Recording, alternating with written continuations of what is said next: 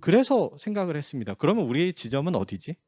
우리가 디지털 대전환 이런 얘기들 하고 있고 빅데이터가 뭐 4차 산업혁명, 미래는 어떻게, 사실 청소년이란 이슈는 그런 부분에 있어서 가장 기본이 되는 고민을 하고 있어야 되는데 우리는 무엇을 어떻게 시작해야 될지, 큰 틀에서 우리 청소년계가 가고 있는 것들이 앞으로 어떤 방향성을 갖고 가야 하는지에 대한 고민을 잘 얘기해 주실 분이 과연 누굴까 고민을 하는데 저의 머릿속에 딱 떠오르는 분이 계셨습니다.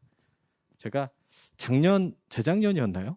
그 아침에 라디오를 듣고 있는데 어떤 분이 나타나셔서 정말 생각지 못한 얘기들을 해주시더라고요. 그래서 아마 오늘 오신 분들 중에 상당히 많은 분들은 이분의 얘기를 듣고자 오셨을 것 같습니다. 그 박태웅 의장님 얘기를 처음 듣고 되게 저는 너무 산뜻한 내지는 너무 새로운, 제가 전혀 생각하지 못했던 분야의 얘기를 해주시는 이 내용으로 꼭 한번 만나 뵙고 싶었는데 제가 오늘 이 좋은 기회에 모시게 돼서 정말 기분이 너무 좋고요. 또 영광이기도 합니다. 청소년을 위해서 우리가 함께 할 수 있는 동력자를 한 분 더 만든 것 같아서 너무 감사하고, 그 눈 떠보니 선진국이라는 책으로도 여러분들이 잘 알고 계실 텐데요. 박태웅 의장님을 모셔서 오늘 이 얘기의 커다란 거시적인 관점에서의 내용들을 들어보도록 하겠습니다. 큰 박수로 환영해 주시기 바랍니다. 네.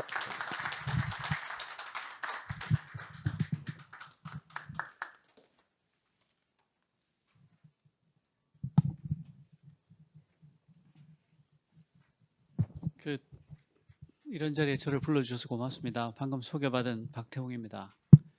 저는 20년이 넘게 IT 업계에서 사장 아닌 부사장으로 일을 했는데요.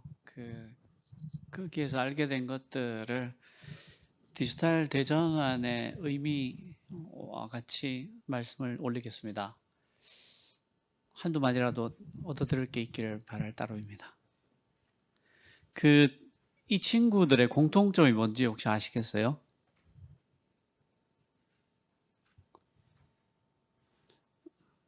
이런 친구들입니다.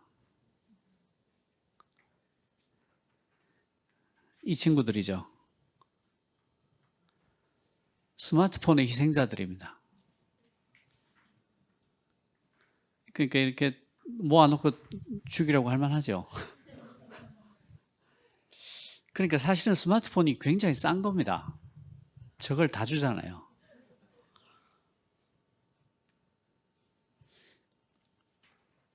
그 2011년도에 마크 안드레센이라는 사람이 월스트리트 저널하고 인터뷰를 하면서 소프트웨어가 세상을 집어삼킨다라고 얘기를 했어요. 그게 2011년도입니다. 그 컴퓨터 혁명이 일어난 지 60년, 마이크로 프로세서가 발명된 지 40년, 그리고 현대 인터넷이 떠오른 지 20년 만에 드디어 소프트웨어로 사업들을 변환할 수 있는 모든 조건들이 갖춰졌다. 그것도 전 지구적 규모로. 그러니까 지금 그 스마트폰에 들어가 있는 CPU 성능이요, 옛날에 그 아폴로 로켓을 쏴서 인간을 달로 보낸 컴퓨터보다 성능이 훨씬 좋습니다. 말도 못하게 좋아요. 그러니까 그걸 가지고 그분들은 사람을 달까지 보냈다 다시 데리고 오고 우리는 이 컴퓨터로 게임을 하고 있죠. 정말 천하에 도움이 안 되는. 왜 이걸로 그걸 하고 있냐. 사람을 달로 보낼 수도 있는데.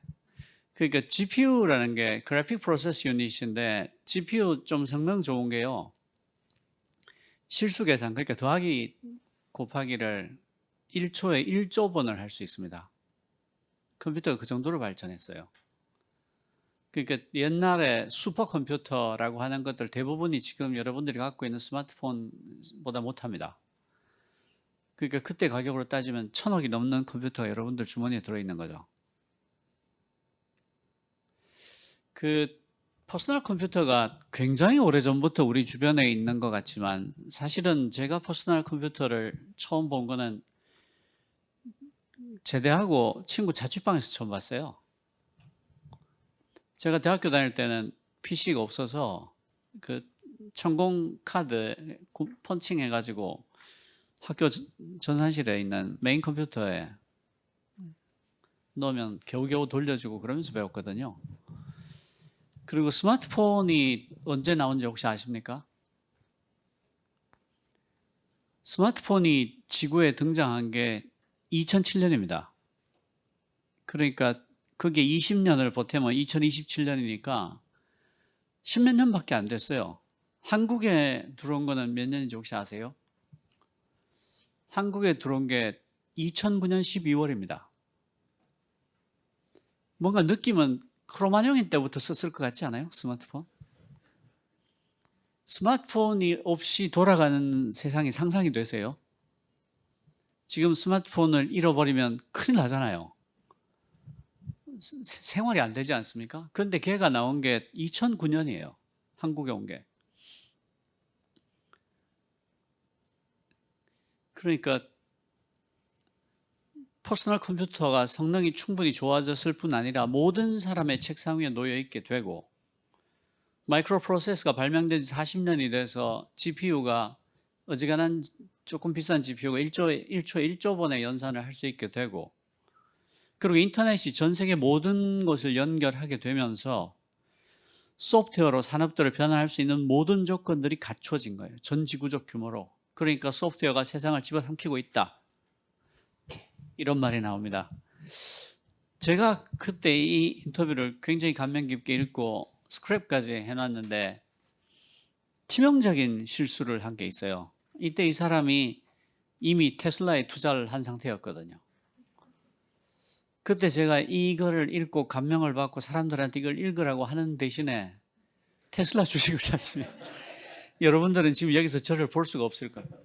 저를 보고 싶으면 발리에 가서 요트를 타고 있는 저를 보거나 뭐 전용 제트기에서 저랑 차를 마시고 이러고 있었을 텐데, 제가 그냥 이 글이 정말 훌륭한 글이다, 미래를 제대로 얘기하고 있구나, 여기까지만 하는 바람에 지금 이렇게 강연을 하고 있습니다. 왜 그랬을까? 그런데 더 놀라운 일이 있습니다.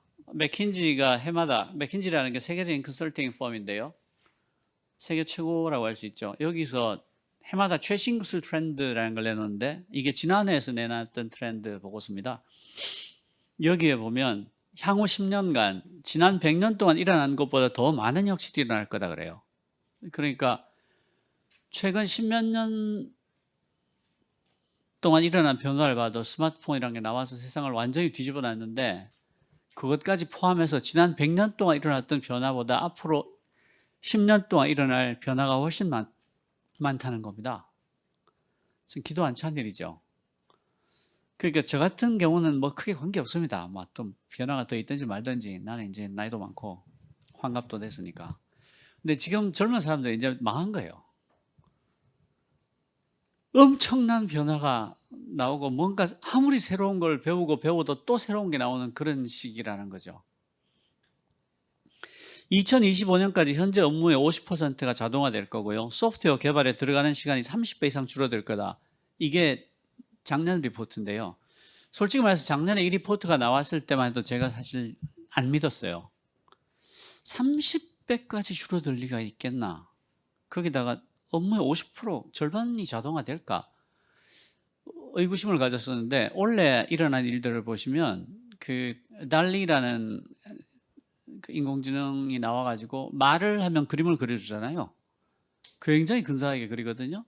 거기다가 좀 지나니까 말을 하면 동영상을 만들어줘요. 그리고 마이크로소프트에서 코파일럿이라는 인공지능을 내놨는데, 얘가 소프트웨어를 짜주는 인공지능입니다. 근데 제 주변에 그 코딩 좀 잘하는 친구들이 예를 써본 바에 따르면 신입 조금 지난 개발자 조수를 한 명 데리고 있는 정도의 효율이 난다라고 얘기를 해요. 그러니까 어지간한 거는 말을 하면 짜줍니다. 회원 가입 프로그램을 만들고 싶다. 그리고 그 가입한 회원을 그 DB에 넣어달라라고 이야기를 하면 짜줍니다. 그냥 당장 쓸 수 있을 정도로 짜줘요. 그리고 이번에 그 얼마 전에 며칠 전에 오픈 챗 나왔죠. AI 챗. 거기서도 채팅으로 프로그래밍을 합니다. 채팅을 하면서 이런 걸 짜주라고 하면 짜줘요. 그러니까 소프트웨어 개발에 들어가는 시간이 30배 이상 줄어든다는 말이 맞는 거예요. 이미 그러고 있으니까. 굉장히 난이도가 높은 게 아니면 짜주는 거예요. 돌아갈 수 있을 정도로. 그러니까 코드의 앞부분을 치고 있으면 뒤에를 자동 완성시켜 주기도 하고요. 요구하는 스크립트를 잘 쓰면 잘 쓸수록 완성도가 높은 결과가 나오기도 합니다. 그러니까 작년에 이맘때, 작년 초에 이 리포트가 나왔을 때만 해도 설마 그렇게까지 했던 게 이미 원래 나와 있는데 이게 어디까지 갈지. 그러니까 인공지능 쪽을 보면 인공지능의 한 달이 인간의 1년 정도 되는 것 같아요. 매달 새로운 것들이 나오는데 거의 1년 단위 혁신에 맞먹는 정도의 그 성과물들이 나오고 있습니다. 그러니까 무슨 뜻인가 하면 우리가 학교에서 뭘 배우든지 간에 남은 인생의 대부분을 평생 처음 보는 어떤 걸 하면서 살아가야 되는 시대라는 거예요. 저만 해도 제가 대학 졸업할 때까지 PC를 만져본 적이 없고 제가 인터넷을 처음 본 게 그러니까 상용 인터넷, 일반인들이 돈을 내고 쓸 수 있는 인터넷으로 한국에 들어온 게 93년도입니다. 93년도에 처음 한국에 인터넷이 들어왔어요. 그러니까 제가 지금 뭐 인터넷과 모바일 서비스 뭐 이런 쪽의 전문가인 것처럼 하면서 먹고 살고 있지만 한국이 아니라 전 세계를 다 털어서 20년 된 모바일 전문가가 없습니다. 왜냐하면 아이폰이 나온 지가 20년이 안 됐거든요. 그러니까 주변에 어떤 사람이 나는 모바일 20년 한 전문가다 그러면 그놈이 사기꾼입니다. 스티브 잡스도 20년 동안 안 했어요. 물론 죽었지만. 그러니까 그 정도로 짧은 기간에 일어난 어떤 변화에 대해서 전문가인 척하면서 그걸로 먹고 살고 있는 거예요. 그러니까 학교에서 아무것도 배운 게 없죠. 그냥 지금 젊은이들 혹은 지금 여기 계신 분들도 학교에서 뭘 배웠든지 간에 남은 인생의 대부분을 평생 처음 보는 어떤 거를 하면서 살아가야 되는 그런 시대가 된 거죠. 그러니까 학교 교육이라는 것도 굉장히 많이 바뀌어야 됩니다. 그러니까 어떤 주입식 암기 교육이라는 게 터무니없어진 거예요. 그런데 문제는 일하고 배움이 얽혀 있다는 겁니다. 그 한국이 그 제 책 제목과도 있지만 눈떠보니 선진국이 됐잖아요. 느닷없이 선진국이 됐는데 세계 최고의 후발 추격국이었어요. 세계 최고의 후발 추격국이었다는 얘기는 미친 듯이 앞에 선진국들을 베끼면서 따라잡아왔다는 얘기거든요. 그러니까 산업화 시대의 최우등생, 최모범생으로서 여기까지 온 거예요. 산업사회의 만트라가 있습니다. 산업사회의 만트라가 규격화, 표준화, 대량 생산이에요. 규격화, 표준화, 대량 생산이니까 공장이 크면 클수록 좋고요. 그리고 볼트하고 너트가 규격에 맞춰지기만 한다면 중국에서 만들었던, 베트남에서 만들었던, 미국 아마존에서 사왔던 돌리면 돌아갑니다. 형광등이 규격만 맞으면 베트남에서 만들었던, 중국에서 만들었던 우리 집 화장실에 딱 꽂으면 켜져요. 그게 산업화 시대거든요. 규격화, 표준화, 대량 생산. 교육도 그걸 그대로 따라갑니다. 규격화, 표준화, 대량 생산일 때는 주입식 암기 교육이 굉장히 탁월한 교육 방법이 됩니다. 규격도 남아있고 표준화도 되어 있으니까 이거를 어쨌든 주입을 해서 암기를 시켜서 대량으로 뽑아내면 되거든요. 그러니까 한국의 모든 교실이 똑같은 모양을 하고 있습니다. 편복도 교실이죠. 복도가 있고 옆에 교실이 있어서 그쪽에서 애들한테 주입식 암기교육을 해서 대량 생산을 합니다. 애들을. 그 애들이 어떤 애들입니까? 산업의 역군이에요. 산업의 역군 이런 말 많이 들어보셨죠? 그러니까 이런 경우에는 교육이 사지선다로 진행이 됩니다. 이 안에 정답이 있으니까 찾아봐. 이게 정답이니까 외워. 이렇게 되는 거죠. 근데 문제는 세상이 디지털 대전환의 시대가 돼버렸다는 거예요. 학교를 졸업하고 나면 이때까지 배웠던 것 중에 써먹을 수 있는 게 별로 없고 생전 처음 보는 것들로 가득 차 있어요. 그러니까 이런 식이죠. 내가 카메라 필름을 귀신같이 다뤄서 혼자서 암실에 가서 현상도 하고 인화도 하고 그 현상하면서 온갖 재주를 부려서 사진을 이렇게도 내고 저렇게도 내고 하고 딱 졸업을 했더니 어머 아무도 카메라를 안 쓰네? 디지털 카메라도 없어지고 있네? 그냥 다 스마트폰으로 하네? 그리고 내가 막 팩스를 눈 감고도 막 분해 조립을 할 수 있을 정도로 막 해가지고 나의 팩스계의 대마왕이라고 나왔더니 어머 아무도 팩스를 안 쓰네? 이메일 쓰네? 그렇게 돼버리는 거죠. 제가 이제 IT 업계 전문 경영인으로 한 20몇 년 있었다는 말씀을 드렸는데 그때 얘기를 좀 하겠습니다. 이제 전문 경영인으로 20몇 년 살았다는 얘기는 고생을 찍사게 했다는 얘기하고 같습니다. 뭔가 하면 어떤 회사가 잘 돌아가면요 절대로 사장 부사장을 바꾸지 않습니다. 그러니까 바깥에서 사장을 데리고 오거나 부사장을 데려왔다는 얘기는 그 회사에 무슨 사고가 났다는 얘기예요. 그러니까 축구팀이나 야구팀이 이기고 있는데 감독 바꾸는 거 보셨어요? 해마다 우승하는데 감독을 왜 바꾸겠어요? 그러니까 뭐 상장을 했는데 계속 적자가 나서 상장 때 주가보다 훨씬 더 떨어졌다거나 뭐 망하기 직전이라거나 아니면 뭐 사장 부사장이 싸워서 한 명이 나가버렸다거나 뭐 굉장히 힘들 때 보통 바깥에서 구원 투수를 데리고 오죠. 그러니까 뭐 주자 만루에 뭐 노아웃에 뭐 이럴 때 투수를 올리고 뭐 환장하는 그럴 때 이제 전문 경영인을 부르게 됩니다. 고생을 많이 했죠. 그래서 팍 늙었습니다. 그 기획 제가 이제 회사를 아주 여러 군데를 다녔는데 어떤 회사를 가도 공통점이 있었어요. 어떤 회사를 가도 기획하고 디자인하고 개발이 싸우는 겁니다. 그러니까 개개인으로 보면 굉장히 사람들이 스마트하고 착하고 매너 좋고 그것과 관계없이 팀으로서의 기획과 디자인과 개발은 늘 싸우는 거예요. 어떤 회사에서도 예외가 없었어요. 그래서 저는 그게 굉장히 이상했습니다. 눈 떠 있는 시간에 대부분을 보내는 게 회사인데 여기 와서 그렇게 싸우면 인생이 행복하겠느냐. 그리고 그렇게 싸우면서 일을 해서 효율이 날까? 그리고 다른 나라들도 이렇게 싸우면서 일을 할까? 그게 굉장히 궁금했고 그렇지 않을 것 같았어요.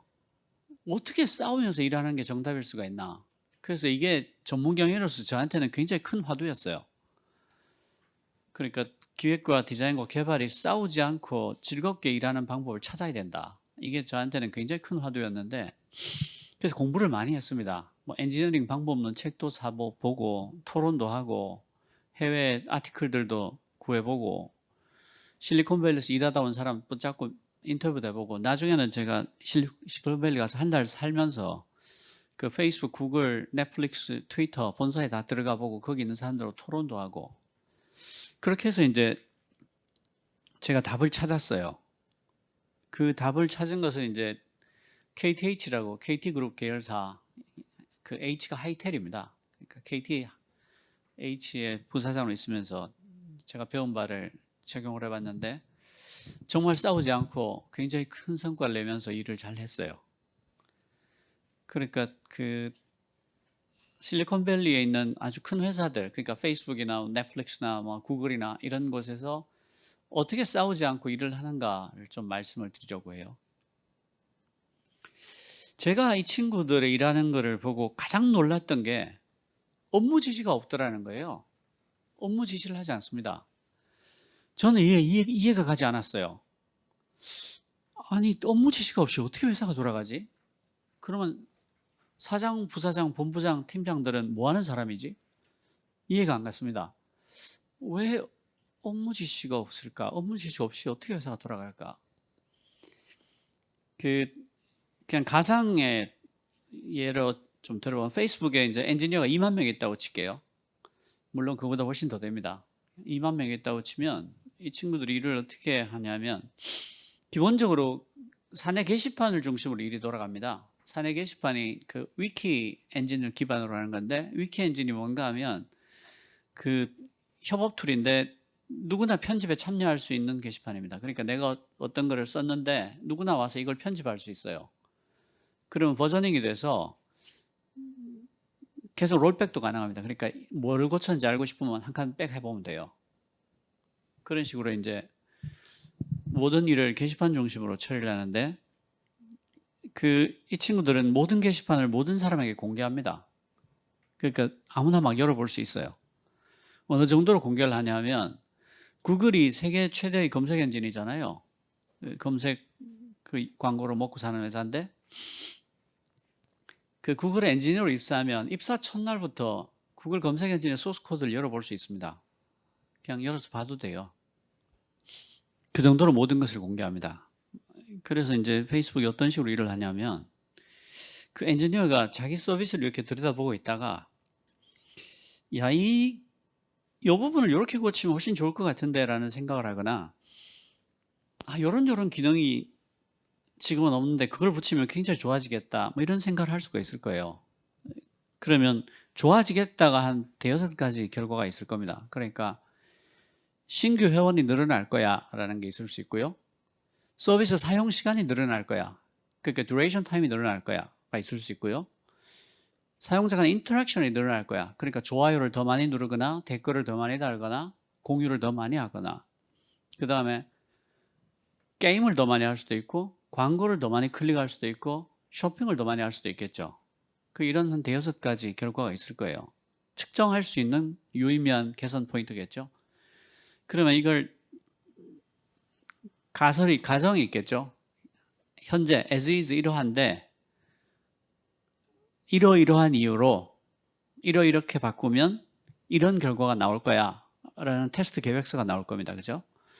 그 테스트 계획서를 회사 게시판에 올립니다. 이런 테스트를 하기 위해서 프론트엔드 엔지니어가 몇 명, 백엔드 엔지니어가 몇 명, 뭐 쭉 이렇게 필요한 사람들을 정리해서 올리겠죠. 그러면 그 직원들이 누구나 이걸 볼 수 있으니까 그걸 본 사람들이 이렇게 생각할 거예요.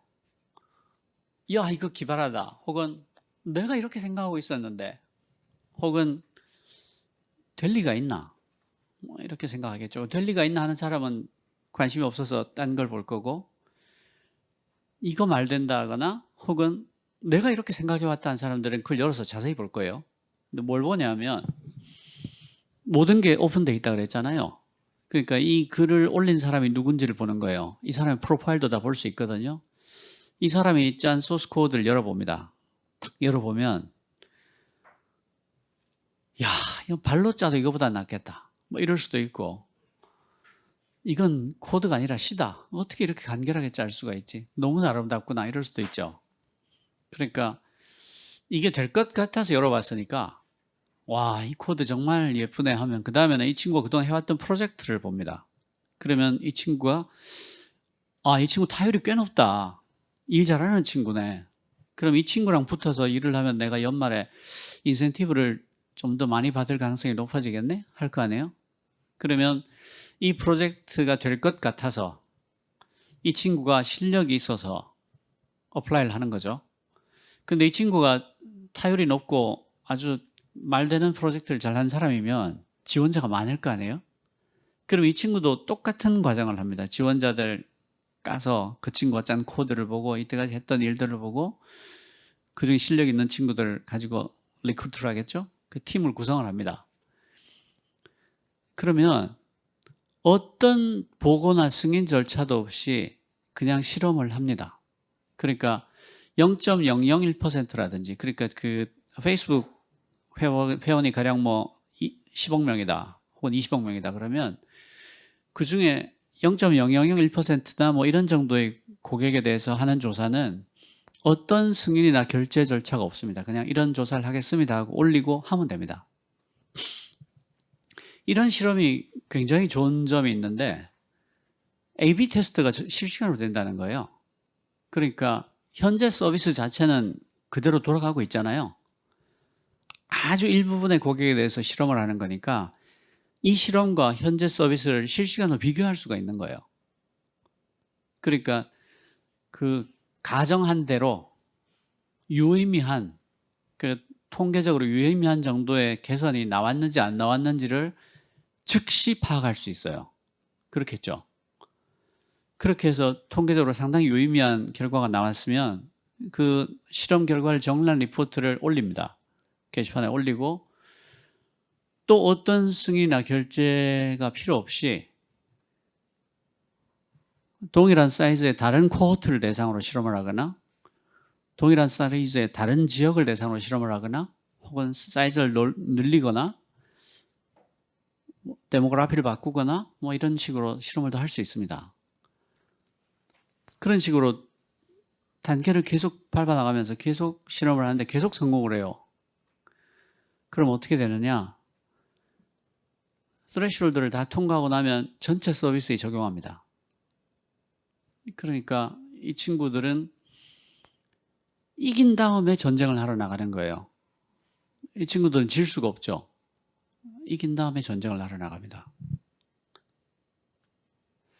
근데 이렇게 하려면 몇 가지가 있습니다. 우선 제대로 된 인프라를 제공해야 됩니다. 그러니까 그 페이스북 같으면 가장 큰 재산이 회원 DB잖아요.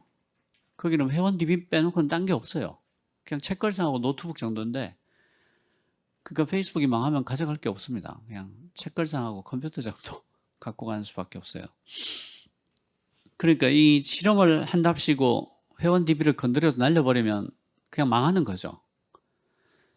그러니까 그 실험을 런치할 수 있는 시스템이 갖춰져 있어요. 그러니까 내가 어떤 코호트를 대상으로 실험을 하고 싶다라고 선택을 하면 그 고객을 자동으로 딱 고립을 시켜줍니다. 그러니까 이 테스트 하는 사람들은 자기가 원하는 그 코호트를 찾기 위해서 한 줄의 코드도 짤 필요가 없어요. 그냥 원하는 코호트를 고립시켜주는 테스트 런치 시스템이 있습니다. 당연히 그렇죠. 반복되는 모든 일은 자동화한다라는 게 이런 회사의 모토니까요. 반복적으로 일어나는 실험이니까 당연히 그런 게 갖춰져 있죠.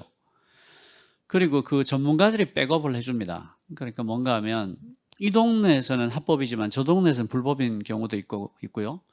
이 동네에서는 괜찮은 표현이지만 저쪽에서는 차별적인 표현이 되는, 그러니까 젠더에 대한 차별일 수도 있고 마이너리티에 대한 차별일 수도 있고. 근데 이제 그리고 데이터 분석 쪽도 엔지니어들이 다 데이터를 잘 읽는 건 아니니까, 그러니까 통계적으로 유의미한 결과가 나오지 않았는데도 불구하고 해석을 엉터리로 해서 굉장히 좋은 결과가 나왔다 이렇게 해석할 수도 있잖아요. 그래서 데이터 사이언티스트들도 붙습니다. 그렇게 해서 백업을 다 해줍니다. 그러니까 순수하게 실험만 할 수 있는 조건들이 다 갖춰진 거죠. 굉장히 좋은 인프라가 갖춰져 있습니다. 그것만 가지고도 안 되죠. 이 친구들이 매주 그 올핸즈 미팅을 합니다. 올핸즈 미팅이 뭐냐면 전 임직원이 참가한 가운데 창업자나 CEO가 지난 한 주 동안 일어났던 모든 일들을 그 업무 보고를 합니다. 그러니까 우리 회사는 어떤 회사고 현재 어디에 있고 어디를 향해서 가고 어떤 가치를 만들려고 하고 있고 그런 걸 브리핑을 한 다음에 모든 직원들로부터 어떤 질문이든지 무차별적으로 받고 거기에 대해서 답을 합니다. 이 일을 매주 해요. 그러니까 이게 회의가 얼마나 엄중하게 일어나냐면 작년인가 재작년에 구글에서 올핸즈 미팅을 하는데 AI 쪽 담당하는 소프트웨어 엔지니어가 손을 들고 이야기를 하는 거예요. 나는 내가 만든 코드가 사람을 죽이는데 쓰이는 것을 용납할 수 없다. 미국 국방부와 이 프로젝트를 당장 때려쳐라 라고 요구를 해요. 그 요구에 굉장히 많은 엔지니어들이 동의를 합니다. 그래서 어떻게 됐냐면 구글이 실제로 미국 국방성하고 계약을 파기합니다. 못하겠다. 그 정도로 이 올핸즈 미팅이 살벌하게 이루어져요.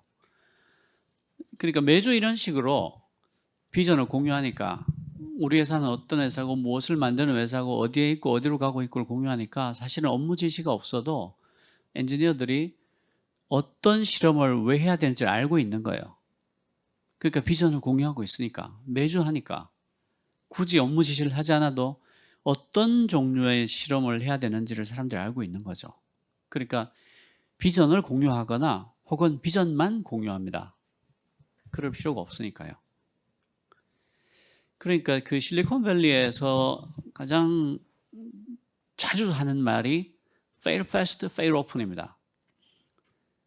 빨리 실패해라. 자주 실패해라. 그러니까 누구보다 빨리, 누구보다 많이 실패하는 게 그만큼 더 많은 자산을 갖게 된다. 실패가 자산이다라는 것을 이 사람들이 체화하고 있는 거예요. 제가 아까 말씀드릴 때 그 프로세스 하나 말씀드리지 않은 게 있는데요. 사실은 그런 식으로 하는 실험들이 거의 대부분 실패합니다. 왜냐하면 이 서비스가 십몇 년을 그런 방식으로 다져온 서비스예요. 그러니까 밖으로 언뜻 어설퍼 보이지만 실제로는 굉장히 단단한 구조를 갖춘 서비스입니다. 그런 식으로 테스트하고 확인하고 거기서 살아남은 것들로만 구축해온 서비스이기 때문에 굉장히 단단해요. 그러니까 대부분의 실험들이 실패를 하죠. 그러니까 99.9% 정도가 실패를 한다고 쳐요. 혹은 99%가 실패한다고 치면 제가 엔지니어가 2만 명이 있을 거다라고 가정을 했잖아요. 실제는 더 되지만 그러면 1년에 240개의 성공한 혁신이 일어나는 조직이 됩니다. 1%만 성공을 해도.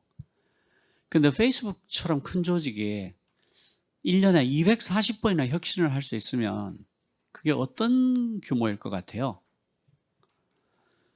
그러니까 애플의 시가총액이 영국 GDP보다 크다고 하거든요. 그러니까 GDP하고 시가총액을 비교하는 게 적절하지는 않죠. 그렇지만 굉장히 큰 시가총액이구나라는 걸 아는 데는 유효합니다. 영국의 GDP보다 크죠. 그런데 우리가 선진국이 됐을 경우에 경제 성장률이 2%, 3%만 되면 굉장히 높은 성장률을 기록했다 이렇게 얘기하죠.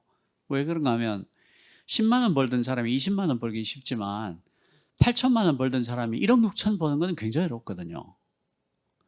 그러니까 선진국이 될수록 밑에 볼륨이 커지니까 분모가 커지니까 상대적으로 성장률이 낮을 수밖에 없다 이렇게 하는데 페이스북이나 애플, 구글처럼 무지막지하게 큰 회사들이 한 해 성장률이 한 20% 정도 기록하면요 기대에 못 미쳤다 이러고 주가가 빠집니다.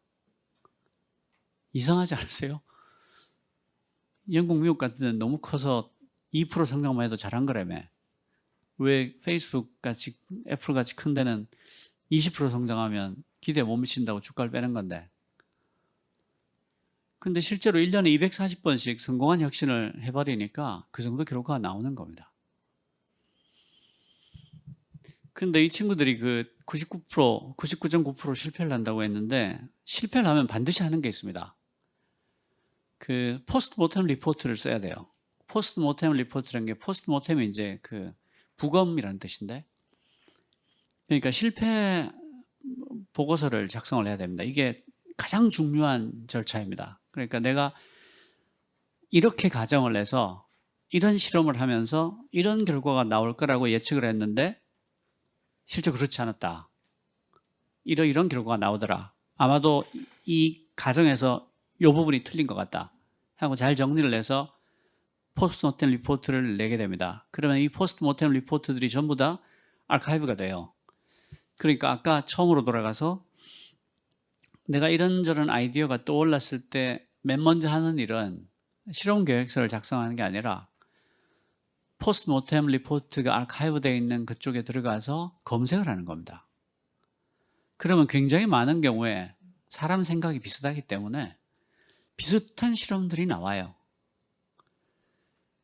그러니까 에이 이거 했었네 안 됐구만 이럴 수도 있지만 그 리포트를 읽다가 아, 이 친구가 여기서 덧다리를 짚었네. 이걸 이렇게 하면 안 되지. 이건 이렇게 했어야지. 라고 하게 될 수도 있을 거예요. 이게 무슨 뜻인가 하면 앞 사람이 500m를 전진하다가 자빠졌으면 뒷사람은 다시 500m를 걸어가는 게 아니라 그 사람이 자빠진 그 500m에서 시작을 할 수 있다는 거예요. 그러니까 앞 사람의 실패가 아니었던 거죠. 그러니까 반경 2km 안에 있는 모든 장독에 똥인지 된장인지 라벨이 다 붙어 있다는 거예요. 그러니까 뒷사람들은 앞사람들이 갔던 2km까지는 된장만 먹으면서 갈 수가 있다는 거죠. 여러분들이 조직 경험이 많으실 텐데 업무 인수인계를 하거나 인사이동이 됐던 경험들이 있으실 거예요. 그럼 여러분들이 그 인수인계를 어느 정도 받으셨어요? 대부분 그날부터 이렇게 주변에 있는 항아리들 열어서 퍼먹어 보는 거 아니에요? 새로 퍼먹으면서 아 이거 똥이네 이러고 된장이네 이러고 운이 나쁘면 하루 종일 퍼먹은 게 다 똥이라서 저녁에 누가 된장을 줘도 배가 불러서 못 먹고 아 오늘 똥을 너무 많이 먹었더니 된장을 못 먹겠다 그렇게 되죠. 그러니까 이 실패나 경험이 전혀 자산이 되지 못하는 그런 구조인 거죠. 근데 이 친구들은 하나의 실패가 19,999개의 실패를 막는다라는 생각을 갖고 있는 거예요. 그러니까 어떻게 돼요? Fail fast, fail often. 누구보다 많이, 누구보다 빨리 실패를 하라라고 권장을 하게 되는 거예요. 그렇게 하게 될수록 나는 더 많은 정보를 갖게 되니까, 나는 이 시장에 대해서 더 많은 정보를 갖게 되고, 뒷사람들이 훨씬 스마트하게 실험을 할 수 있게 되고, 같은 실패를 되풀이하지 않을 수 있게 되니까 너무 좋은 거라는 거죠. 그리고 그렇게 해도 240개의 성공적인 혁신이 해마다 일어나니까, 구조적으로.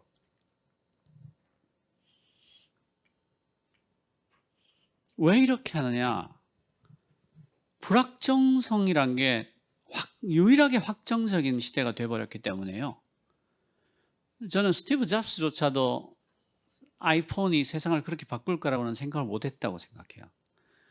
그냥 자기가 굉장히 근사한 어떤 기계를 만들었다 정도로 생각하지 않았을까. 그게 인류의 삶을 영원히 바꿔놓을 거라고는 상상하지 않았을 거라고 생각해요. 그러니까 3년 뒤에 무슨 일이 일어날 건데 라고 말하면 구글에 가서 물어보거나 페이스북 가서 물어보거나 애플 가서 물어보더라도 모르겠다라고 대답할 거예요. 이렇게 될 것 같긴 하지만 모르겠다. 왜냐하면 아이폰이 나오기 전까지 페이스북에서, 구글에서, 트위터에서 그런 세상의 변화가 일어날 거라고 알고 있었을까요? 저는 한 명도 몰랐을 거라고 보거든요. 결국 페이스북이든 트위터든 넷플릭스든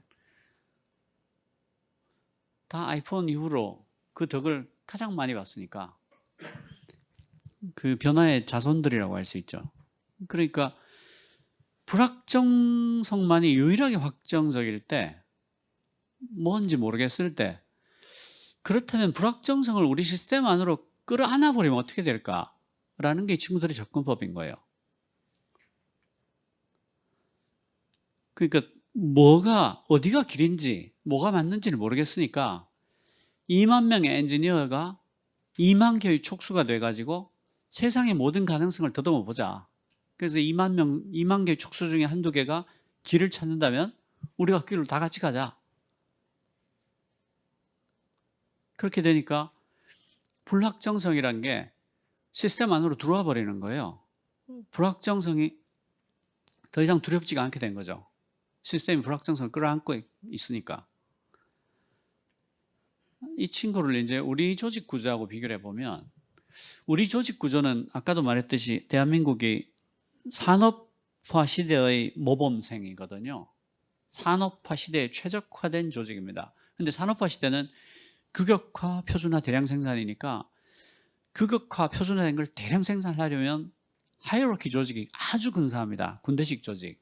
피라미드처럼 생겼죠. 왜냐하면 규격화, 표준화되어 있으니까 최대한 효율적으로 많이 만들면 되잖아요. 군대식 조직에 맞는 거죠. 이 하이어러키 조직의 특징이 그 머리를 쓰는 사람 수가 굉장히 제한된다는 겁니다. 대강 많아봐야 10명 안팎, 10명이 잘 안 되죠. 자수성가한 오너가 CEO를 하고 있다. 그러면 머리 쓴 사람은 딱 한 명일 경우가 많아요. 그 사람만 머리를 쓰죠. 그러니까 밑에 직원들이 머리를 안 쓰고 일하고 있다는 뜻은 아닙니다. 머리를 써서 일을 하지만 의사결정 과정에 관여하지는 못하죠. 그러니까 의사결정, decision making을 하는 거는 10명이 안 되는 거예요. 그러니까 이 조직을 아까 페이스북하고 비교를 한번 해봅시다. 그 페이스북에는 머리를 쓰는 사람이 몇 명쯤 될까요? 2만 명이 다 머리를 쓰죠. 그 친구들이 의사결정을 관여하고 실험을 성공하면 전체 서비스를 바꾸잖아요. 근데 이쪽은 10명쯤 쓰죠. 이 조직이 300명이든 500명이든 관계없어요. 머리는 10명 이하가 씁니다. 그러니까 겉으로 보면 500대 2만이 싸우고 있는 것처럼 보이지만 실제로는 10대 2만이거나 5대 2만이거나 혹은 되게 독선적인, 내가 세상의 모든 걸 다 한다 이런 사람이 리더로 있을 경우는 1대 2만으로 싸우는 거죠. 근데 그걸로 끝나는 게 아닙니다. 저쪽에 2만 개는 그 출하 연도가 연식이 되게 짧아요. 그 스탠포드나 MIT 나온 20대 30대 애들이 뇌를 까보면 막 최신형 CPU에다가 옆에 GPU도 하나 붙어 있고 막 하드디스크는 없이 전부 다 SSD에 막 테라급으로 붙어 있고 뭐 그런 기계들이에요. 근데 이쪽에 의사결정을 하고 있는 기계들을 보면 출하 연도가 보통 50년대 아니면 60년대에 나온 것들이 있고요. 메모리가 굉장히 작아요. 그러니까 왜 이 사람들이 얘기를 할 때는 그거 있잖아가 굉장히 많은 비중을 차지합니다. 그때 왜 그때 그거요. 그러니까 얼굴이 떠오르면 이름이 안 떠오르고 이름이 떠오르면 얼굴이 안 떠오르고 분명히 얘기를 했는데 집에 가는 버스 안에서 기억이 나고 그러니까 리드는 되는데 라이트는 되는데 리드가 잘 안 되는 불러올리기가 안 먹히는 그 어딘가 있긴 있어요. 어딘가 있다는 걸 나도 알고 상대방도 알아. 그거요. 그거 맛있었잖아. 맛있었어요. 그러니까 이 기계 자체가 출하 연도가 몇십 년 차이가 나고 CPU 성능도 무지하게 차이 나는데다가 이쪽은 GPU를 찾을 수가 없죠. 심지어 뒤에 까보면 플라피 디스크가 있을 수도 있어요. 그러니까 그 산업화 시대에 규격화 표준화되어 있을 때는 어떻게 먹힐 수도 있는 어떤 조직 구조인데 이게 디지털 대전환의 시대가 되니까 너무 기괴한 형상이 돼버린 거예요. 저 사람들 뭐 하지라는 느낌이 들 정도로 왜 저러고 있지? 저런 기계를 왜 쓰지? 생각이 들 정도로. 그리고 이제 싸우는 이유들이 나오게 되는데요. 우리나라에서 일을 하는 방식을 보면 뭐 사장이나 본부장이 신문을 보다가 뭐 뉴스를 듣다가 뭐 꽂혔어요. 그러면 이제 와가지고 기획팀에다가 뭐 이런 서비스를 새로 기획을 해봐라. 뭐 이런 프로젝트를 만들어봐라. 라고 얘기를 하면 그때부터 기획이 이놈을 붙잡고 기획서를 쓰기 시작합니다. 보통 그 인터넷 회사 예를 들면 파워포인트로 한 200페이지에서 300페이지, 400페이지 정도를 써요. 한 2달 걸려서 그린다고 합시다. 2달 걸려서 한 200페이지, 300페이지를 쓰면 중간중간에 계속 사장, 본부장하고 피드백을 왔다 갔다 주고받겠죠. 그러니까 거기에 이제 사장의 취향이 이만큼 들어가고 본부장의 취향이 이만큼 들어가고 그러다가 또 본부장이 고치라고 해서 고쳐서 사장실에 들어갔더니 사장이 이거 누가 얘기하라 그랬어? 막 그러면 본부장은 옆에 가만히 서 있고 애꿎은 팀장만 욕을 바가지로 먹고 넌 왜 시키지 않은 일을 했어? 그러면 예 이러고 가만히 있고 들어오면 본부장이 아무 소리도 안 하고 막 그렇게 해서 한 2달, 3달 걸려서 파워포인트가 만들어져요. 기획서가. 그러면 이걸 이제 디자인해 줍니다. 이대로 디자인하라고. 그러니까 디자인 입장에서는 느닷없이 300페이지짜리 서류가 떨어진 거죠. 2달이 걸렸다고 칩시다. 2달이 걸렸으면 5명이 2달이 걸렸으면 10만 months가 들어간 거죠. 10명의 월급이 날아갔어요. 근데 앞에 페이스북하고 차이를 보면 2달 동안 10만 months가 날아갔는데 10명의 월급이 날아갔는데 이 서비스가 나가면 성공할지 실패할지를 아무도 모릅니다. 알 수가 없죠. 시장에 안 물어봤잖아요. 고객한테 보여주지도 않았으니까. 그 2달 동안 10명의 월급이 날아갔지만 얘가 나가면 성공할지 실패할지는 아무도 모릅니다. 그리고 디자인이 딱 받아들면 보통 프로젝트 기간을 6개월을 줬다고 칩시다. 그러면 이제 기획 둘, 디자인 둘, 개발 둘 이렇게 두 달 일을 하라고 했다고 쳐요. 근데 보통 이렇게 본부장한테 갔다가 피드백 받고 사장한테 갔다가 피드백 받고 고쳐서 다시 보이고 다시 보여주고 하면 절대로 2달로 안 됩니다. 2달 보려면 3달을 까먹죠. 그렇게 2달 보려면 3달이 됐으면 그러면 전체 프로젝트 기간을 같이 늘려주냐? 안 늘려줍니다.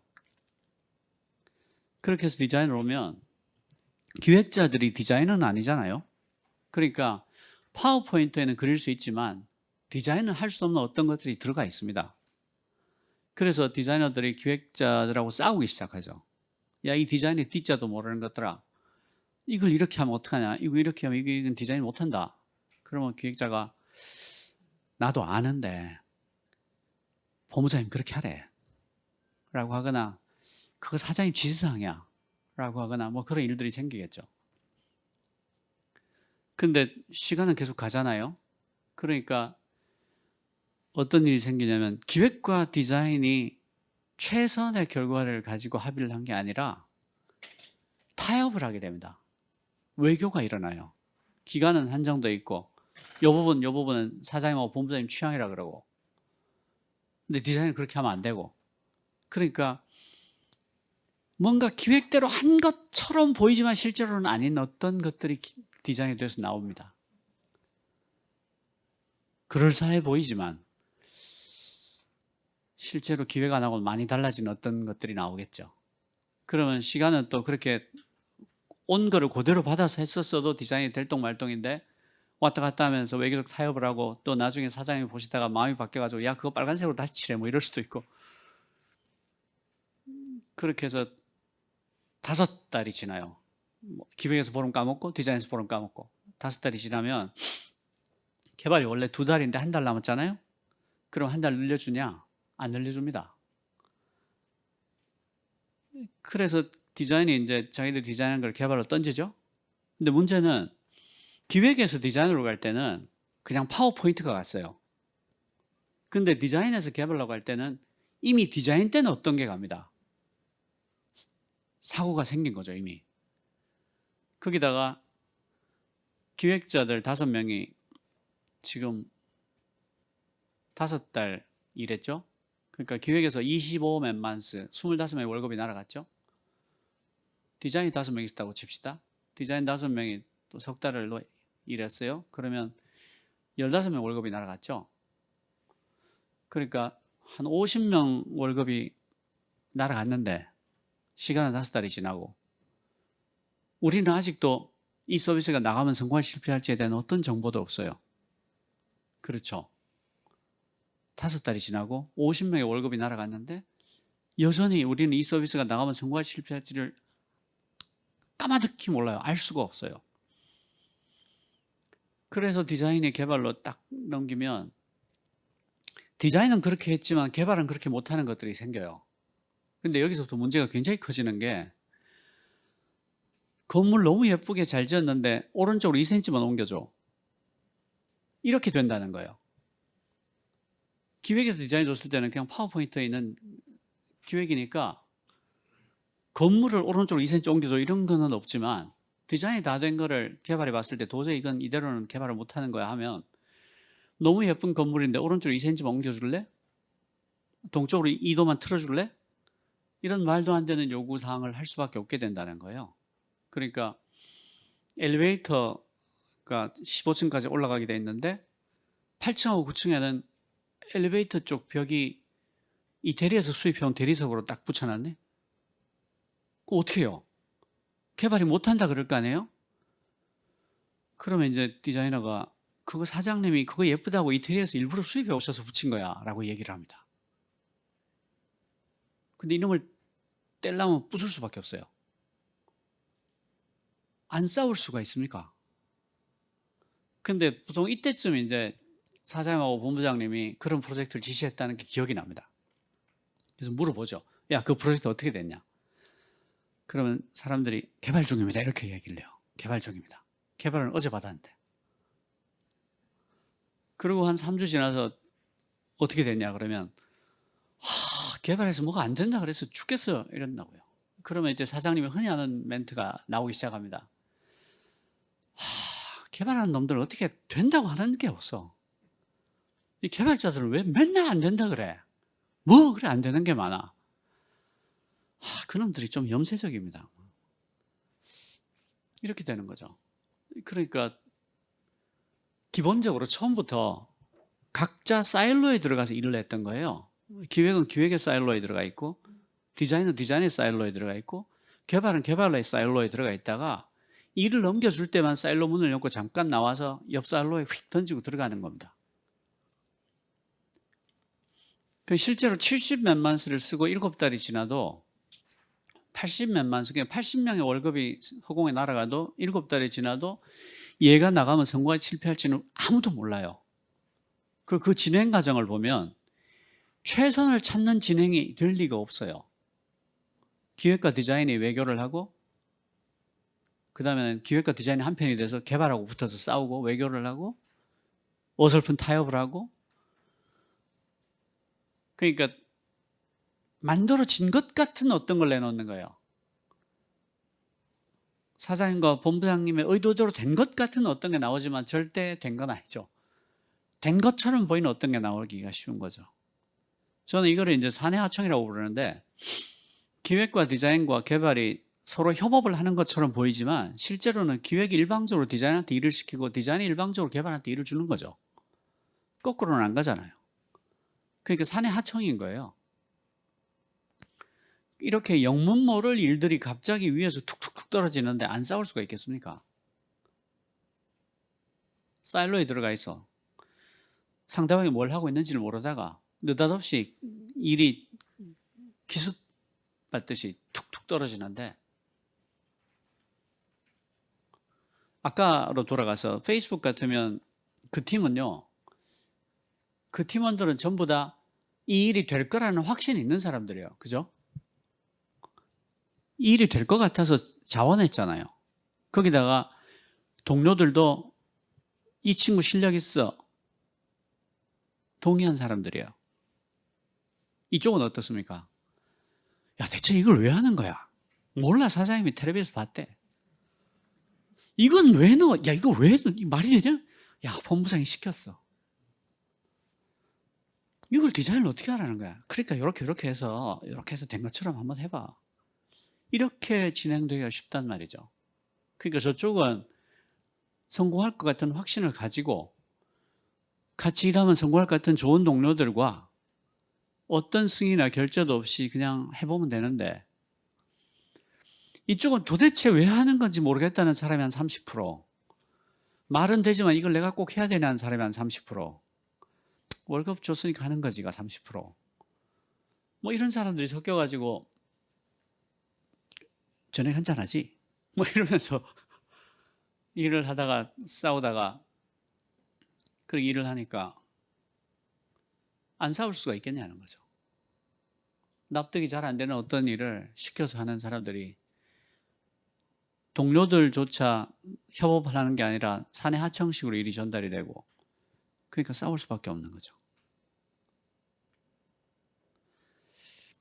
그러니까 빅뱅의 변화에 대응하는 방법, 그 디지털 대전환의 시대를 살아가는 방법으로서 이 친구들이 하고 있는 것들, 그러니까 1년에 몇십 %씩 성장을 하는, 영국 GDP보다 더 큰 시가총액을 가지고 있는 회사가 해마다 그 정도의 성장을 하는 그런 이유가, 만 개의 촉수를 가지고 세상의 모든 가능성을 탐침을 하면서 뉴런의 자유결합을 통해서 혁신을 이뤄낸다는 거예요. 그 뉴런이라고 하면 뇌에 있는 신경세포를 말하는데요. 우리가 이제 그 지능의 정체, 창의성의 정체에 대해서 뇌과학에서 굉장히 여러 가지 이론들이 발전해 왔는데요. 초기에는 뇌가 크면, 그러니까 머리가 크면 똑똑한다고 생각을 했어요. 그래서 제가 어릴 때만 해도 할머니들이 대갈장군들을 굉장히 좋아했습니다. 뭐 장군감이네, 그러고 뭐 사육감으로 좋다 그러고, 그래서 머리 큰 사람을 할머니들이 되게 좋아했어요. 근데 살아보니까 그렇지 않은 증거들이 너무 많이 나오는 거예요. 굉장히 머리가 크고 막 어깨 넓이나 머리 크기나 비슷한 것 같은데 안 똑똑해. 이런 경우가 너무 많이 나오는 거예요. 거기다 보기도 싫잖아. 비례도 안 맞고. 그래서 뇌과학에서 더 연구를 해서 나온 결과가, 여러분도 이건 들어보셨을 거예요. 뇌에 주름이 많을수록 똑똑하다라는 이론이 있었어요. 이게 실제로 뇌과학에서 있었던 이론입니다. 그래서 이런 농담이 나오죠. 너희 뇌는 정말로 순수하구나. 주름 하나 없이 판판하구나. 이런 얘기들이 나왔죠. 너는 정말 순수한 뇌를 가지고 있다. 어떻게 그렇게 주름 하나 없이 판판하니? 그러기도 했었다가, 가장 최근에 뇌과학이 밝혀낸 바에 따르면 뇌에 있는 뉴런들이 우발적으로 보일 만치 자유롭게 결합하는, 그 결합이 잦을수록 창의력이 있는 사람이고 지능이 높은 사람이다라는 게 최근의 뇌과학의 결과예요. 연구 결과입니다. 아직까지는 이게 정설로 돼 있어요. 그런데 이런 발견이 그 뇌과학에서만 그치는 게 아니라 조직 운용에도, 건물의 건축에도, 도시의 설계에도 영향을 미칩니다. 스티브 잡스가 이제 세계적인 애니메이션 회사인 픽사를 인수해서요. 그 사옥을 만드는데 미국은 땅이 넓으니까 넓은 땅에 낮은 건물을 군데군데 이렇게 둡니다. 그래서 이 친구들은 사옥을 보통 캠퍼스라고 불러요. 그 픽사 새로운 사옥을 지으면서 스티브 잡스가 굉장히 강하게 주장을 한 게 있어요. 화장실을 한 군데만 두겠다. 그 직원들하고 막 싸움이 일어납니다. 아니, 우리가 회의를 집중적으로 하다 보면 잊어먹을 수도 있고, 그 먼 데를 가다가 배달 사고가 날 수도 있고, 임산부도 있는데 어떡하라는 거냐. 그래서 막 직원들하고 스티브 잡스가 무지하게 싸워가지고 화장실을 딱 두 군데 놓기로 합의를 봅니다. 근데 잡스가 왜 화장실을 한 군데만 만들자고 했느냐? 오다 가다가 우발적으로 만나지 않을 도리가 없게 하고 싶었던 거예요. 이 애니메이션이 만들어지려면요, 굉장히 다양한 직종 사람들이 함께 일을 해야 됩니다. 그러니까 스토리텔러가 있어야 되고요. 그 다음에 코스튬 디자이너가 있어야 돼요. 그러니까 시대 배경과 지역에 따라 옷이 다 다를 거 아니에요? 그 코스튬 디자이너가 있어야 되고요. 그 다음에 그 물리 엔진 만드는 엔지니어가 있어야 됩니다. 그 물리 엔진이 있어야 내가 이렇게 컵을 던졌는데 벽에 부딪혀서 탁 깨져서 파편이 튀는데 너무 자연스럽게 깨져야 될 거 아니에요? 그 다음에 눈밭을 달리는데 머리카락이 바람에 휘날리면 정말 바람에 휘날릴 것처럼 그려야 될 거 아니에요? 이런 것들을 해주는 게 물리 엔진이거든요. 그 물리 엔진 엔지니어도 있어야 되고요. 조명 감독도 있어야 됩니다. 그러니까 굉장히 자연스럽지만 주인공이 돋보이는 어떤 조명들. 그러니까 자연광에 올라와 있는 것 같지만 주인공 얼굴은 굉장히 예쁘게 잘 보이는 그런 것들을 표현하려면 조명 감독도 있어야 돼요. 그 대사 치는 사람도 있어야 되고 그런 식으로 굉장히 다양한 직종 사람들이 협업을 해야지 애니메이션이 한 편 만들어집니다. 근데 픽사에서 어떤 식으로 일을 하냐면 아까 페이스북하고 굉장히 비슷한데 어떤 사람이 아이디어가 떠오르면 그 다른 직종 사람들한테 얘기를 합니다. 그러면 와 그거 재밌겠다. 오 말 되는데 그러면 30초짜리 짧은 걸 만들어요. 그리고 픽사는 건물의 시사회장이 곳곳에 있거든요. 그쪽으로 다른 직종 동료들을 불러가지고 시사회를 합니다. 30초짜리. 그리고 설명을 해요. 그래서 동료들이 와 이거 근사하다 이거 될 것 같다라고 하면 그때 이거를 위로 올려서 그 보스들 초대해서 한 번 더 보여주고 야 이거 좋다 좀 더 길게 만들어 봅시다 하면 프로타입을 좀 더 길게 만들고 그게 되면 하는 거예요. 그러니까 픽사가 이런 식으로 일을 하니까 픽사가 만든 모든 애니메이션들이 블록버스터가 되거나 최소한 그에 준하는 정도의 히트를 치는 거죠. 그러니까 일하는 건지 노는 건지 모르게 막 비비게 하는 거예요. 뉴런이 자유결합할 수 있도록 공간을 제공을 해주는 거죠. 화장실을 한 군데만 만들겠다고 하는 게 그런 뜻이었어요. 너희들이 비비지 않을 도리가 없도록 해주마. 실리콘밸리의 비밀도 마찬가지입니다. 그 실리콘밸리가 그쪽에 서한해양성 기후라서 1년 내내 날씨가 아주 좋습니다. 그러니까 미국에서 홈레스가 가장 많은 노숙자가 가장 많은 도시예요. 실제로 그 샌프란시스코 도심을 가보면 오줌 냄새가 나서 걸을 수가 없습니다. 거기다가 집값도 무지하게 비싸요. 그 원베드 그 침대 하나에 있는 그 렌트가 작년 재작년 기준으로 $5,000가 넘거든요. 침대 하나짜리 빌리는데 $5,000가 넘어요. 그러니까 실리콘밸리에서 누가 스카우트를 하면서 1억을 주겠다 그러면 절대로 가면 안 됩니다. 그 1억을 받으면요. 아침에 햇밥 먹고 점심에 컵라면 먹고 저녁 햇밥 먹고 이렇게 살아야 돼요. 거지같이 살아야 됩니다. 그러니까 도시는 엄청 더럽게 냄새나고 렌트는 너무 비싸서 원베드에 $5,000가 넘는데 생각해 보십시오. 애플이든 구글이든 페이스북이든 원격 근무를 할 수 있는 모든 조건을 갖추고 있잖아요. 굳이 그 더러운데 그 비싼 데 있을 이유가 없죠. 그럼에도 불구하고 그 친구들이 그 일을 절대 안 떠납니다. 거기 오글오글오글 붙어 있죠. 왜 그런가 하면 실리콘밸리가 전 세계에서 미드업이 가장 활발하게 일어나는 도시입니다. 그 코로나가 유행하기 전까지 하루에도 몇백 개, 몇십 개 미드업이 매일 저녁 일어났어요. 그러니까 내가 이번에 새로 나온 오픈 소스 이거를 써보고 있는데 이런 장점이고 이런 단점이 있더라. 이 오픈 소스 썼던 친구들 모여서 같이 경험을 공유하자. 이런 게 올라오기도 하고요. 내가 뭐 이런저런 분야에서 스타트업을 새로 만들려고 하는데 관심 있는 사람 오면 내가 브리핑을 해주고 Q&A를 하겠다. 그런 것들이 막 올라와요. 수십 개, 수백 개가 올라오면 그걸 보고 사람들이 갈게 하고 저녁에 만나는 겁니다. 그러니까 구글 엔지니어, 페이스북 엔지니어, 트위터 엔지니어, 애플 엔지니어가 저녁에 그렇게 막 만나는 거예요.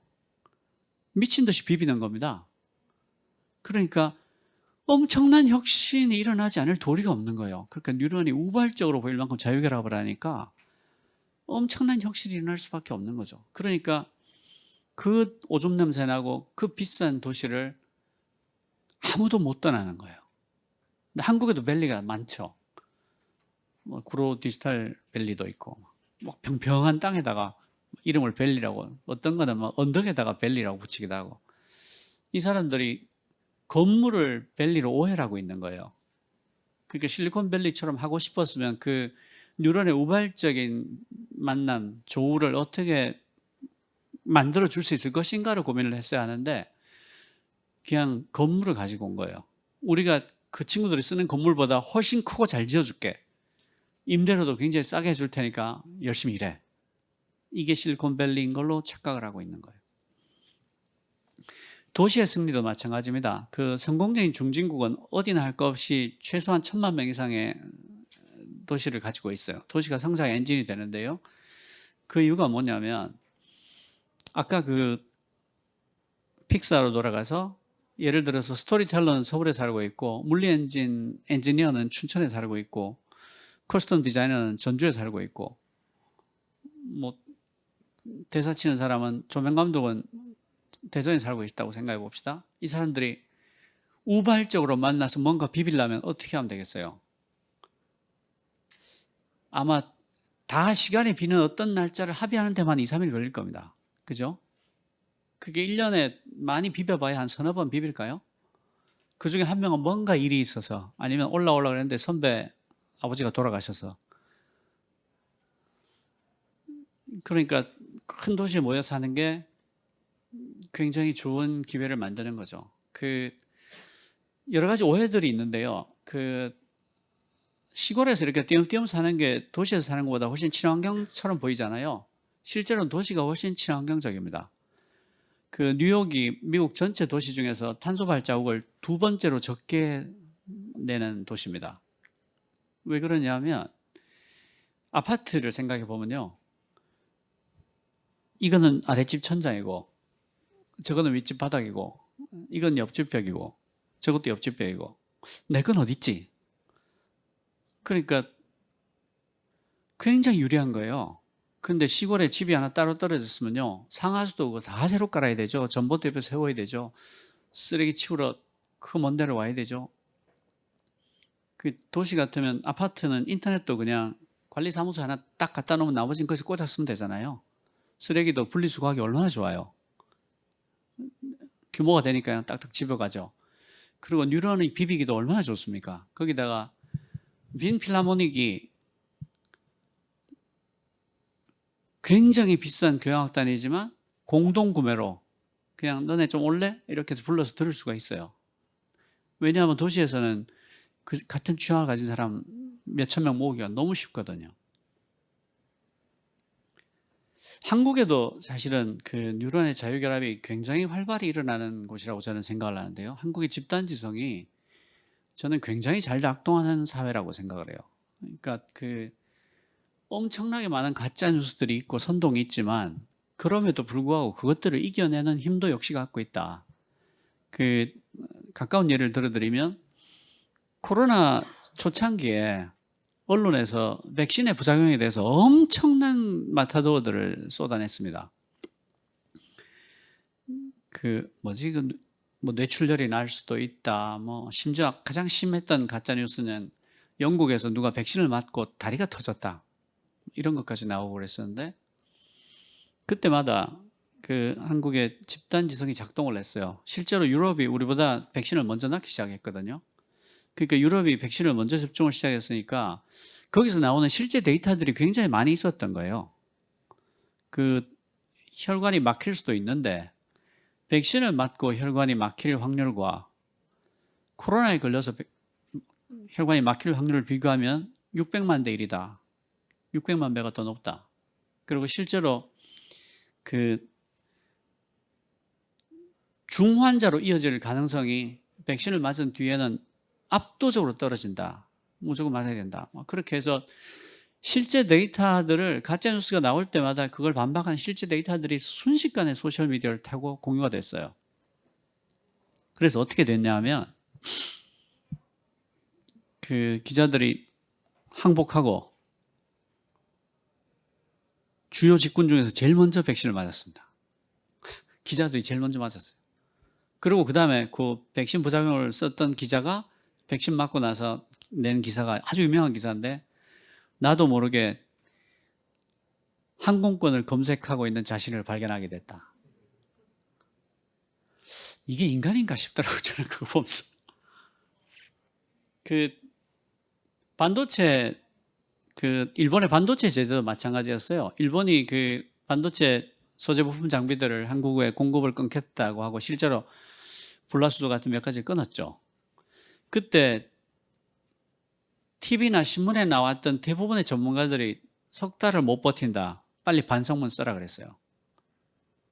여러분들 기억나실 거예요. 석 달을 못 버틸 거다. 반성문을 써라. 근데 그때도 한국의 집단지성이 굉장히 강력하게 작동을 합니다. 그러니까 내가 이름은 밝힐 수 없지만 현직 삼성 반도체 엔지니어인데 혹은 내가 얼마 전까지 하이닉스에서 일하던 엔지니어인데 혹은 내가 말은 할 수 없지만 뭐 공급하고 있는 회사 전문가인데 하는 식으로 이 사람들이 정말 상세하게 기술적인 설명을 해주기 시작하는 거예요.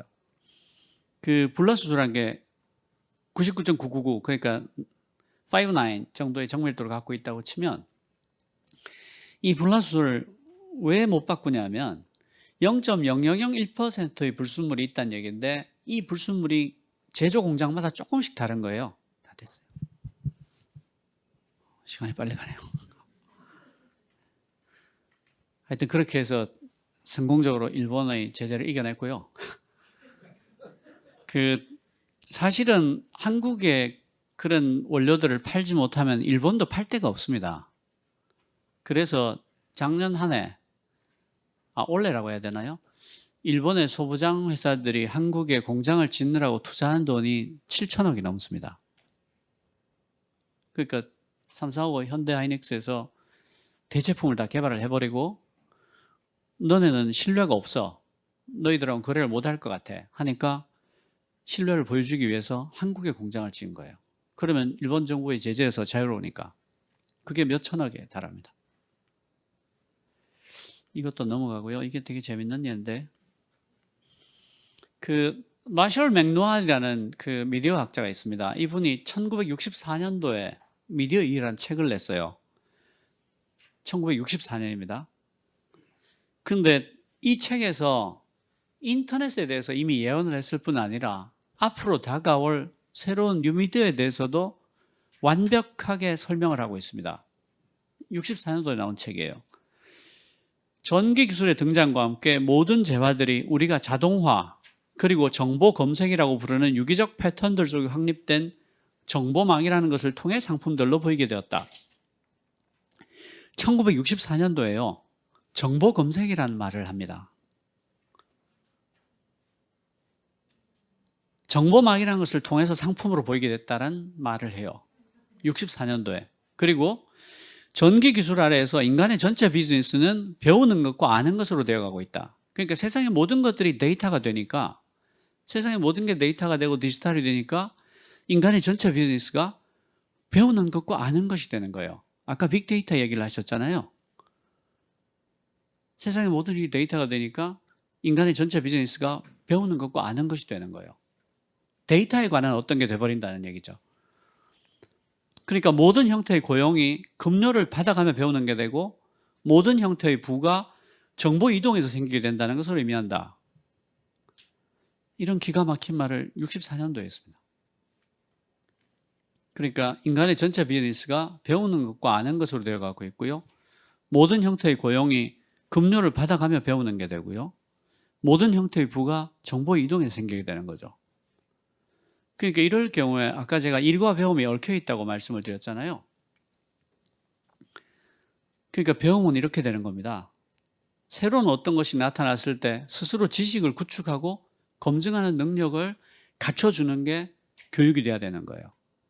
왜냐하면 교육도 앞으로 어떤 게 나타날지를 가르칠 수 없으니까, 알려줄 수 없으니까. 그럼 어떻게 해야 돼요?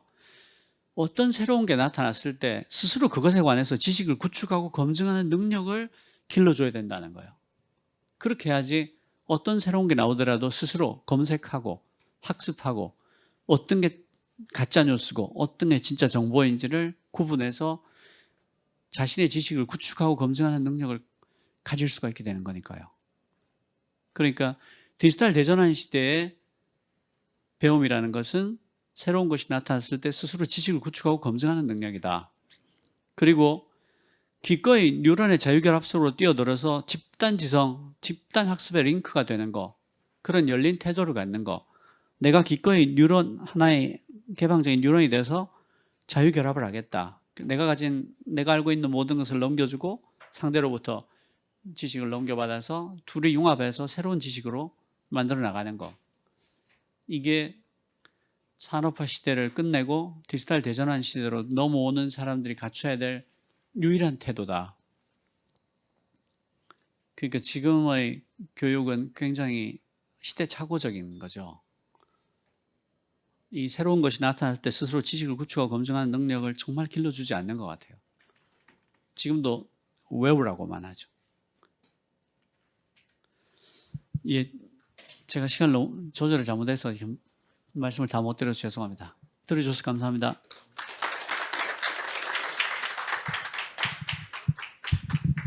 이 시간이 조금 더 있으면 뒤에 강의가 없으면 조금 더 많은 얘기들을 듣고 싶었는데 사실 디지털에 대한 강의라기보다는 이 시대를 살아가는 철학에 대한 얘기를 들었던 것 같은 느낌이 듭니다. 저는 사실 그 얘기 들으면서 저희 회장님하고 며칠 전에 그 생각나시잖아요 하는 그 얘기가 생각나거든요.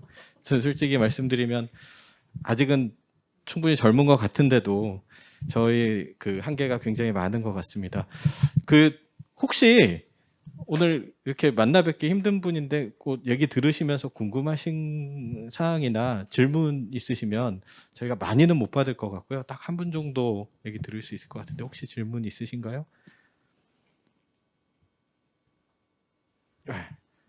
네, 네.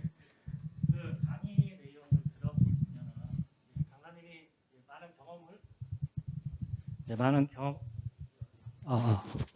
많은 경험을 통해서 두 가지 정도만 좀 질문을 드리고 싶어요. 몇 가지가 있는데 첫 번째는 지금 현장이 지금 이제 포럼이 청소년 지도 분야니까 그렇다면 강사님이 생각하는 지금의 청소년은 어떻게 가야 될 것이며 두 번째, 그러면 청소년 지도를 하는 현장의 지도자들, 그냥 쉽게 얘기하면 성인들이라고 제 표현을 할게요. 그런 지도자들은, 성인들은 그럼 이 시기에 그럼 어떻게 변화를 가져야 지금 강사님이 얘기하셨던 패러다임으로 조금 더 접근해서 좀 사회를 좀 더 공존하면서 살아갈 수 있을까라는 거가 하나가 생각이 나고요. 그거에 전해서 제가 또 부연사님 아까 사례 발표를 했던 게 우리가 없었던 거는 아니거든요. 안 했었던 거거든요. 지금 질문에 올려놨더니 댓글 다는 사람이 하나도 없는데 우리가 여가부에서 청소년증이 부지하게 홍보를 하면서도 되고 있는데 그 활용에 대한 빅데이터가 안 나왔다. 그것만 활용을 해도 현장에서 되게 많이 변화가 있을 거라 생각하거든요. 그래서 청소년들이 현재 사회에서 어떻게 변화를 가졌으면 좋겠고 제도하고 그런 거 다 떠나서요. 강사님이 생각하는 거. 그다음에 지도자는 어떻게 방향을 잡아줘야 될 것이냐라는 그 두 가지 좀 질문을 좀 드리고 싶어요. 크게. 예, 그 짧게 답하기가 너무 거창한 주제 같은데 제가 생각할 때는 그 질문하는 법을 익혀주는 게 굉장히 중요하다고 생각을 하고요. 우리가 흔히 그 세계 최고의 후발 추격국으로서 우리 정부가 갖고 있는 공통된 태도들이 빨리 답을 찾아요. 빨리 답을 찾습니다. 근데 실제로는 그 문제를 모르면 답을 찾을 수가 없잖아요. 그 이런 거예요. 그 요 앞에 식당이 하나 있는데 여기 입주해 있는 어떤 회사의 사람들이 물어봤더니 전부 다 그 식당이 후지다 그래요. 그래서 왜 후지다고 생각하냐 물으니까 첫 번째 사람이 비싸다. 두 번째 사람은 값은 적당한데 맛이 없다. 세 번째 사람은 값도 적당하고 맛도 좋은데 불친절하다. 네 번째 사람은 쭉 나와서 친절한데 더럽더라. 그 다음에는 음식이 늦게 나오더라. 뭐 이런 식으로 쭉 얘기를 한단 말이에요. 그러니까 처음에 봤을 때는 모든 사람들이 이 식당이 후지다는 데에서 합의를 한 걸로 생각을 했어요. 근데 실제로 까보면 합의가 된 게 하나도 없죠. 그 실제로는 문제를 정의하지도 못했고 합의를 하지도 못했어요. 그러니까 실제로 그 어떤 문제를 정의하는 법, 질문을 공통의 질문을 만들어 나가는 법. 그러니까 올바른 질문을 해야지 올바른 답이 나올 거 아니에요? 질문을 잘못하면 틀린 답이 나온단 말이죠. 아까처럼 식당이 후지다라고 한 거는 질문을 잘못한 거죠. 한 칸만 더 들어가면 가짜 합의였다는 게 드러나는. 그러니까 그 청소년들이 지금 굉장히 힘들어하는 게 뭐냐면 가르치는 어른들도 질문해 본 적이 없어요. 답을 외워봤기 때문에. 그러니까 저희는 어릴 때 이렇게 질문을 하면 선생님이 뭐라 그랬냐면 너는 왜 그렇게 말이 많니? 그랬어. 또 질문하면 말이 많은 빨갱이야. 또 질문하면 일어나와. 때렸어. 뭐 자로 손을 이렇게 자를 세워 손바닥을 손을 때리기도 하고 막 여러 가지를 했는데 그러니까 질문을 잘 못합니다. 근데 실제로 청소년들이 질문을 하지 않으면 새로운 것에 대해서 자기만의 지식을 구축하고 검증할 수가 없게 돼요. 그러니까 그 열린 질문들을 많이 해줘야 됩니다. 열린 질문들. 그러니까 답이 하나로 딱 고정되어 있는 게 아니라 뭐 이런저런 재료들이 가지고 집을 짓는데 어떤 이런 한정된 조건이 있다면 어떻게 집을 지을 거니? 라고 물어본다거나 이걸 뭐 이 정도 경비를 주고 이 문제를 풀으라고 하면 너는 어떻게 풀 거니라고 한다거나 하는 식으로 끝이 열려있는 질문들을 많이 줘서 스스로 논리를 세우고 답을 찾게 하는 그런 식으로 계속 훈련을 시키고 스스로 지식을 구축할 수 있게 그리고 어떤 여러 가지 상이한 해석들이나 주장들을 주고 이 중에서 네가 뭐가 옳다고 생각하는지를 논리적으로 한번 찾아서 설명을 해보라고 함으로써 검증하는 능력을 길러주게 한다거나 이런 식으로 그 이제까지 했던 주입식 암기 교육에서 열려있는 질문들을 던지고 스스로 문제에 대해서 정의를 내리고 스스로 지식을 구축하고 스스로 타인들의 주장에 대해서 검증하고 하는 그런 능력을 길러줄 수 있는 방향으로 그리고 그것들을 가능하면 친구들하고 팀을 이루어서 협업을 할 수 있게 그렇게 해주는 것들이 이런 디지털 대전환 시대에 맞는 그리고 민주시민으로 살아가는 데도 대단히 유용한 그러니까 답을 찾기 전에 문제가 뭔데에 대해서 먼저 질문을 할 수 있어야 되는 그러니까 문제를 모르는데 풀 수는 없잖아요. 근데 지금까지는 문제가 다 주어져 왔기 때문에 문제를 정의하는 작업들을 해본 적이 없어요. 그러니까 누군가가 문제를 주지 않으면 꼼짝 못하는 거죠. 그러니까 바이든이든 뭐 오바마든 와서 기자들한테 질문하라 그러면 한마디도 못하잖아요. 질문해 본 적이 없어서 그래요. 그게 바보들이죠. 네, 이걸로 답이 되었으면 좋겠습니다.